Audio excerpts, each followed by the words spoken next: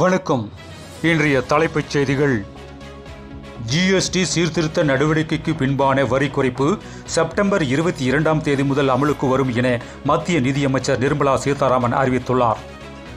அடுத்த ஆண்டுக்குள் 10 கிராம் தங்கம் விலை ரூபாய் 1,25,000 வரை உயரும் என ஐசிஐசிஐ வங்கியின் பொருளாதார ஆய்வு தகவல். ஜெர்மனி பயணத்தை முடித்துக்கொண்டு இங்கிலாந்து தலைநகர் லண்டன் சென்ற முதல்வர் மு.க. ஸ்டாலினுக்கு அங்குள்ள தமிழர்கள் உற்சாக வரவேற்பு அளித்தனர். தங்கம் கடத்திய வழக்கில் நடிகர் ரன்யா ராவுக்கு 102 கோடி ரூபாய் அபராதம் விதித்து வருவாய் புலனாய்வு இயக்குநரகம் உத்தரவு. திமுக நடத்துவது ஊழல் அரசு என்பதற்கு மதுரை மாநகராட்சி சாட்சியாக உள்ளது என அதிமுக பொதுச் செயலாளர் பழனிசாமி குற்றம் சாட்டினார். நெல்லையில் தொழிலாளி வீட்டுக்கு 1.61 கோடி மின் கட்டணம் வந்ததால் குடும்பத்தினர் அதிர்ச்சி. நடிகர் சரவணன் மீது முதல் மனைவி சூர்யாஸ்ரீ ஆவடி காவல் ஆணையரக அலுவலகத்தில் புகார். எனக்கு ஆபத்து நேர்ந்தால் சரவணனும் அவருடைய 2வது மனைவியும் தான் பொறுப்பு என குற்றச்சாட்டு.